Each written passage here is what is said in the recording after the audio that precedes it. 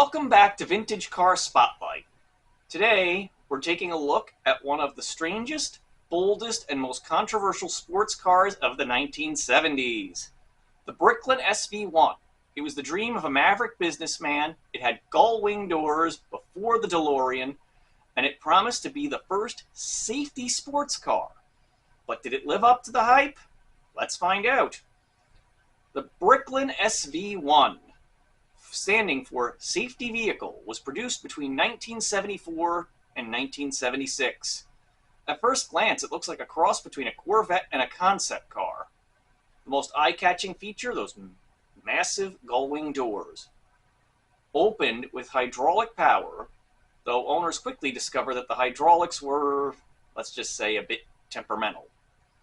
The SV-1 was built with a fiberglass body bonded to acrylic resin panels. Malcolm Bricklin, the man behind the car, thought this would create a body that would not only be lightweight, but also resistant to dents and rust. Unfortunately, the acrylic panels faded and cracked over time, and panel fit was inconsistent, to be kind. Now about Malcolm Bricklin himself.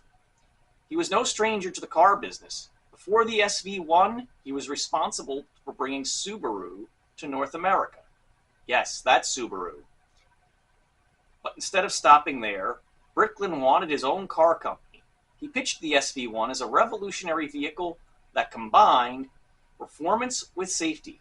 It had an integrated roll cage, 5-mile-per-hour bumpers, and no cigarette lighter because Bricklin didn't want his customers smoking.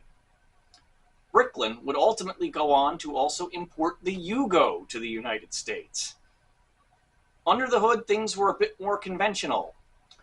Early cars came with AMC 360 V8s, making around 220 horsepower. Later, models switched to Ford's 351 Windsor. Despite the muscle, the car wasn't as fast as it looked.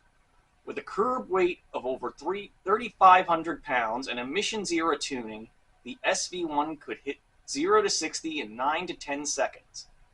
Respectable for the mid-70s, but not groundbreaking. The Bricklin was built in New Brunswick, Canada, thanks to a deal with the provincial government which poured millions into the project. But costs spiraled out of control, quality issues piled up, workers struggled to keep up with demand, and cars left the factory with serious defects. By the time production ended in 1976, fewer than 3,000 cars had been built. So what's the verdict today? Well, the SV-1 is a rare collectible. They're quirky, flashy, and definitely draw a crowd at car shows. But because of their reputation for unreliability, values aren't sky high.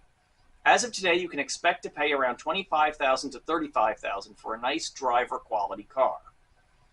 While the very best examples, low mileage, fully restored, might fetch $45,000 to $50,000. Not bad for a car with gullwing doors and a wild backstory.